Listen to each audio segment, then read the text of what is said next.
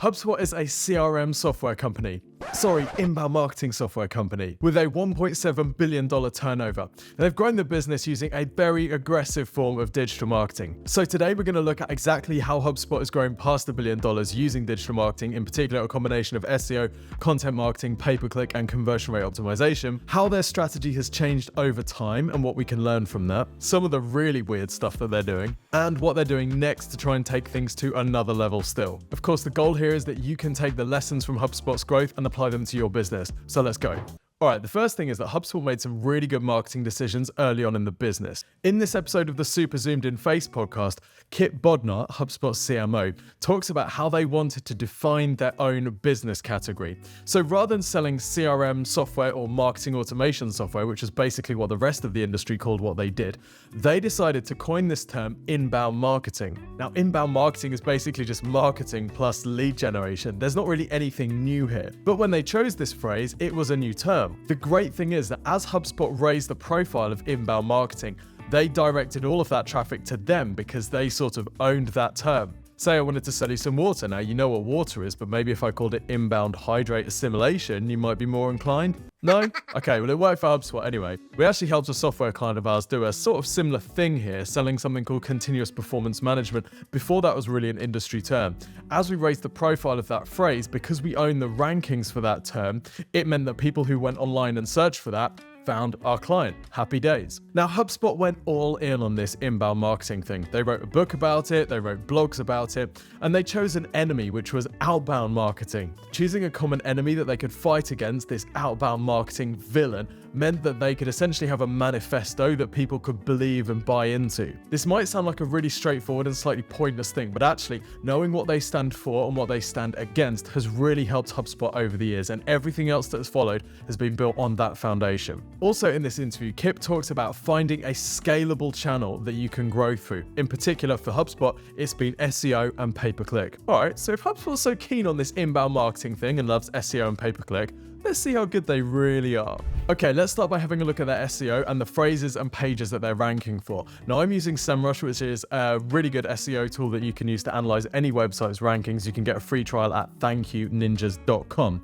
Now, we can see that HubSpot is driving huge volumes of traffic here, 1.9 million different keywords, an estimated 4.8 million organic visitors per month in the US alone. So it's safe to say they've done a decent job with their SEO over the years. Now, if we have a look at some of the phrases that they're ranking for, you'll see there's a really wide variety of phrases here. Everything from inspirational quotes to Excel to YouTube to, of course, loads of branded search for stuff like HubSpot. What? So you might be thinking, what on earth is going on here? Well, let me show you the different types of content that HubSpot is publishing. So first thing, we've got this sort of generic content like this post here, the 100 most famous quotes of all time. Now you can see there's a whole bunch of quotes here. There's even a video showing some of the quotes. And then they've got this CTA that's dotted throughout the post, which says 300 quotes and image templates, a compilation of famous quotes and visual display templates. If you fill in your email address to download this, you actually go through to a Google Drive file where you can make a copy and you can get this whole list of different quotes in a Google Sheet. Bear in mind, this page is getting about 500,000 visitors per month.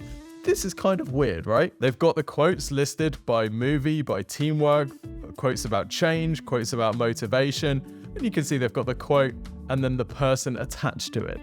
You're confused, aren't you? Now, if you're confused, there is a kind of logic to this. Other types of sort of generic targeting terms and stuff like this. Icebreaker games and activities that your team will enjoy in 2023. Then we have this list of different games, and we have a CTA embedded for a free company culture code template. Now, yes, HubSpot is a CRM software platform. It has other products as well, but basically it's most known for its marketing automation software. So how can that possibly relate to icebreaker exercises and motivational quotes? Well, we'll come back to that in a minute, I promise. Other types of content they have on their website include things like this, how to get a real estate license in 8 steps, and you'll see that the call to action here is eventually free real estate strategy template. And we have things like this, 60 small business ideas for anyone who wants to run their own business. This ranks number 1 for small business ideas in the US. And it comes with a business startup kit, including free templates. So we've got the general interest stuff, we've got the industry specific stuff. We also have a category of content, which I'm calling marketing topics. And that includes things like this, 48 call to action examples you can't help but click, and then you get the free download of the CTA templates. And this is ranking position 1 for CTA examples. This guide here is the lead generation guide, a beginner's guide to generating business leads the inbound way, and you've got a downloadable guide. And this is a really, really long post because this is one they want to get ranking for their sort of proprietary term of inbound marketing, which it does, and it has the featured snippet. Okay, so what on earth is going on here? Here's what I think they've done. So HubSpot has started with the target audience for each of its products, right? And they've thought about, firstly, what are the questions that somebody's going to be asking when they're right at the bottom of the funnel? These are the people who are about to buy software. For example, we've got this post here, top social media tools that you need to use in 2023. This is quite clearly someone who is about to buy some software. So this is really bottom of the funnel. This is someone who is about to make a purchase. They are very close to a revenue action. But they're also thinking about this middle of the funnel stage as well, or MOFU as we call it. These are people who know they have a problem, but they're not necessarily ready to buy now. So content targeting this type of audience might be lead generation, a beginner's guide to generating leads in an inbound way. This is someone who knows they want more leads, but they don't necessarily know that they want to buy some software. So if HubSpot can get their email address, they can start to move them through this funnel, through their email marketing, to eventually make a purchase. Then we've got people at the top of the funnel. These are people that have maybe a related issue which could turn into a problem, which HubSpot might be the solution for. For example, HTTP 500 internal server error, what it means and how to fix it. This is someone who's having a problem with their website. They don't understand how to fix that.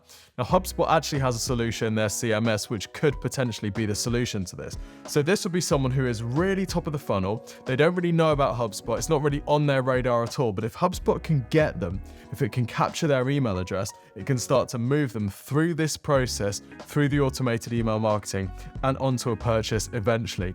Another example of content targeting this level will be how to set up an email signature in Outlook. This is someone who needs an email signature, so they're a business user, they're struggling with their email, and they could potentially turn into a CRM customer one day.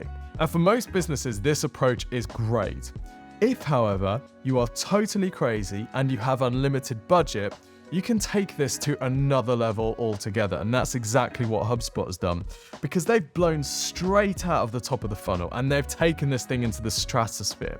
What they've now thought about is what is every possible question that our target audience would ever search for, regardless of whether they're looking for a software, they're in pain, or they have a related pain. What are any of the things that our target audience might be searching for? And that's what brings us content like the ultimate guide to Google Sheets. The chance of someone searching for Google Sheets and being a potential customer for CRM software is so low. It's not zero, but it's pretty much zero. So HubSpot has invested huge time and budget in making vast quantities of content. We can see here that they've got around 41,000 ranking pages, and a large number of these are top of funnel or into the stratosphere. They're just not targeting HubSpot customers at all. In fact, famous quotes, their top page here, driving about 500,000 organic visitors per month in the US. You could argue that this is beyond the marketing funnel and into the stratosphere type stuff. For most businesses, this approach makes absolutely zero sense.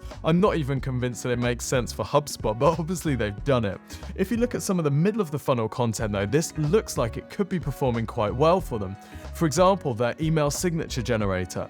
They're driving about 23K a month of traffic to this email signature generator page, and they've been doing so for a reasonable period of time. So we can assume from this that it must be at least breaking even, i.e. the leads that they're generating through this email generator are turning into HubSpot customers at enough of a rate that they can afford to put budget into this page. The next type of thing they publish a lot of on their website are free tools. Things like this free meeting scheduler, which is basically like a Calendly type thing.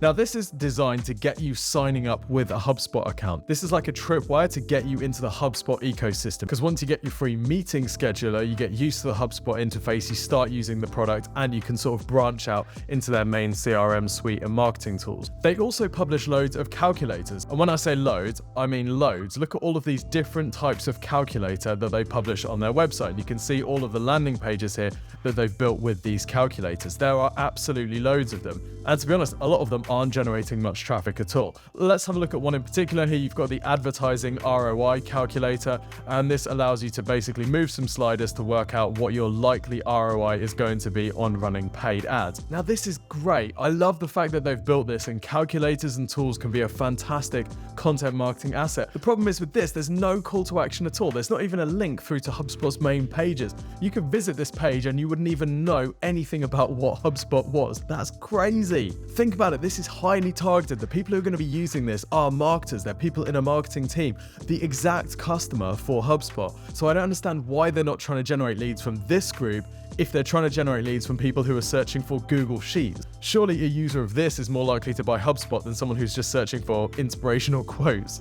The next type of content that they're publishing on their site is competitor comparisons. We at Exposure Ninja love this type of content because it can be a great way of stealing traffic from your competitors. Let's say that you're in the CRM business and some of your competitors are using MailChimp. Well, those people might at some point be searching for MailChimp alternative. You could then get your page ranking for MailChimp alternative by comparing yourself to MailChimp. Lo and behold, this is exactly what HubSpot has done. Here is their MailChimp versus HubSpot page. And you can see they have their call to action of get started free. They run a comparison here, and of course, as you would expect, they position HubSpot as the best option. Interestingly though, HubSpot actually takes this technique to another level by targeting competitor terms, even if they're not the ones being compared. For example, look at this, Constant Contact versus MailChimp. They're ranking position 1 with their comparison of these two competitors. So HubSpot isn't even being compared. So here they're going to be getting traffic from people searching for either Constant Contact or MailChimp, and they're going to be getting all of these visitors on the HubSpot site. It's brilliant. Unfortunately though, when you go to the page, you realize actually they've kind of dropped the ball on the goal line again. You can see here that they've got information about Constant Contact and MailChimp, but they're not actually comparing HubSpot against either of these options. In fact, this whole page is just a comparison of Constant Contact versus MailChimp. At no point does HubSpot say, well, you could choose us. Again, that feels like a really weird missed opportunity, given that they've gone to the hard work of creating this content, getting it ranking and promoting it, only to then not try and monetize the traffic. Meanwhile, of course, if you're just searching for color wheels, then of course HubSpot wants to monetize you. Before we move on to have a look at HubSpot's pay-per-click strategy, their conversion rate optimization, and what they're doing to take things to another level, I wanted to give you some free help. The team here at Exposure Ninja and I analyze hundreds of websites every month, identifying how those websites can improve their visibility, just like we're doing here.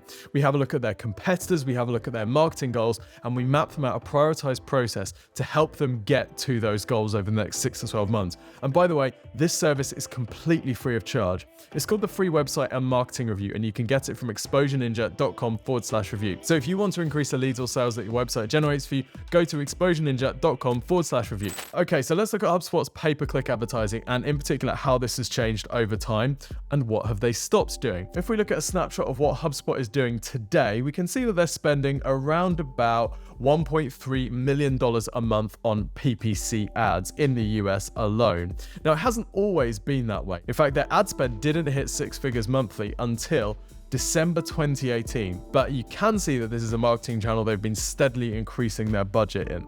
So we can assume that this is working for them. So what is their strategy? What are they actually advertising on? Well, there's basically 3 categories of keywords that they're running. The first is branded terms, and this is where they're spending the majority of their budget, basically just defending the HubSpot keyword. And as of this month, this is where 1.1 of that $1.3 million per month is going into.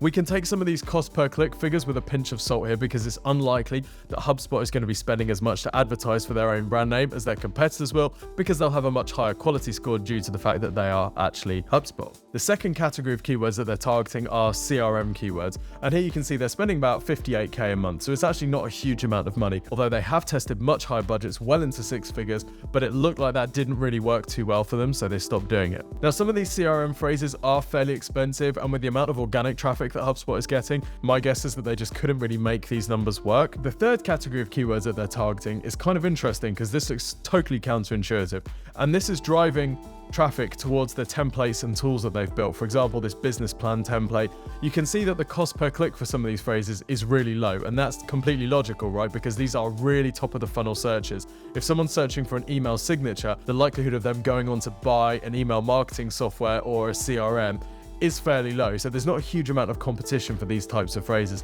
which means HubSpot can pick up the traffic quite cheaply. They're likely to convert a good volume of that traffic into leads that they can put into their database, nurture over time, and pick off a small percentage of them to turn them into HubSpot customers later on. Okay, so that's how HubSpot has driven their traffic over the years.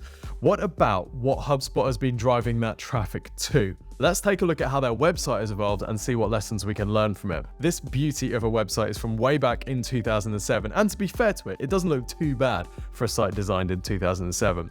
But even in this early iteration, you can see the genesis of what HubSpot will become, and you can see some of the strategies that they've grown the business through over the years. For example, the request a demo button. This was fairly standard practice for software back in this time, because it actually wasn't that easy to get people onboarded automatically into a new software. So you'd have to request a demo, they would then call you up, talk to you, and they'd set you up with a demo and talk you through. But you can also see this grade your website thing, and HubSpot built a website grader in the very early days of the business, which drove them a huge volume of traffic and leads. Now, if you think about today, HubSpot using all of these tools and calculators for basically this exact purpose, they're doing the same thing that they were in 2007. They've just evolved it over the years. By 2012, they'd recognized that actually adding a free trial as well as the request a demo button as a secondary call to action could be a great way of picking up additional conversions. This is something that we find ourselves recommending a lot. If your primary call to action is quite high commitment and requesting a demo to something is quite high commitment because it's likely you're going to have to talk to someone, then offering a lower commitment secondary call to action like free trial can be a great way to increase the number of people that are comfortable with converting on your site. Again, we see the genesis of HubSpot's content strategy with this free ebook on Pinterest marketing, and this free content gated behind an email capture is exactly what HubSpot is still doing today. By 2016, you can see how HubSpot had gone all in on this inbound marketing thing and being very clear about the enemy it was fighting against, right? Stop interrupting, start connecting. Stop cold calling, start closing. This is, I guess, the heyday of the inbound marketing manifesto. This is when they were trying to turn inbound marketing into a bit of a sort of religious cult type experience. Unfortunately, though, this seems to have happened at the expense of the calls to action on this website. This really isn't a fantastic site from a conversion optimization perspective, and I would imagine that they're generating far fewer inbound leads from their homepage in this incarnation than they were in the incarnations either side. Now, by 2019, the request a free demo had disappeared. It had been replaced instead by one single CTA of Get HubSpot Free. This is a very simple homepage. They're promoting their different products here, and then there's an echo of the Get HubSpot Free CTA at the bottom. But coming back to the present day, you can see we've returned to having two calls to action. The first, get a demo, nice and straightforward, but the second, get started free. This for me is optimal. The people who are going to want to get a demo might be time poor, they might be higher up decision makers who don't have the time to sort of dig through the tool on their own. But the people who want to get started free might be people who are more interested in testing it out for themselves. They might be lower commitment, and they might just want a simple way to have a play to work out whether HubSpot's right for them. I'm really pleased that they've gone back to this 2 CTA model, and interestingly, it's exactly what they had in 2012. This double call to action is actually kind of echoed throughout the website. So today, HubSpot basically has 5 different products, and each one has a sort of distinct audience, although you might get multiple products at the same time. On this homepage, you've got these 2 CTAs, then you've got these 2 CTAs here again, and then you've got CTAs for each of the different products. If you click on any of these, again, you have the 2 CTAs. So they're really backing this 2 levels of commitment, get the demo or get started free. And this is really sensible for any business that has a fairly high barrier to entry. Think about how you can offer an introductory service for people who want to talk to someone in the company, but also think about how you can offer a really enticing, easy to use, get started free equivalent that's nice and slippery to get people in. So this is the digital marketing strategy that has made HubSpot billions of dollars. But where are they going next? What are they looking at for the future? Well, here we can see the HubSpot podcast network, and I love the aggression of this marketing strategy. It reminds me a bit of the Red Bull strategy that we looked at previously, linked somewhere, where what they've done is they've identified podcasts that have the same target audience as HubSpot is trying to reach. Then, rather than just partnering with these podcasts, in most cases, they've actually gone and bought the podcast. They then build their HubSpot ads into each episode. So then rather than having to pay to sponsor the show, they can just put their ads anywhere they like in each episode. HubSpot is also really big on the whole certifications thing, which we've looked at previously. And this makes loads of sense, right? If you can give people a certification that they're happy to put on their LinkedIn profile and be really proud about, what you're essentially doing is creating an advocate or a voluntary salesperson for your business. Every time someone shouts about their HubSpot inbound certification, what they're really doing is broadcasting your brand name to the world. And of course, by building the content in each certification around HubSpot's tools, they're teaching people to use the tools, even if they think they're just there to get the certification. So there you have it, HubSpot's digital marketing strategy that's taken them from $10 million to over $1 billion in annual revenue. If you want to build your own content marketing strategy, then you can copy the process in this video. Literally, just copy it. And of course, don't forget to request your free website and marketing review, link in the description, like and subscribe, and I'll see you next week.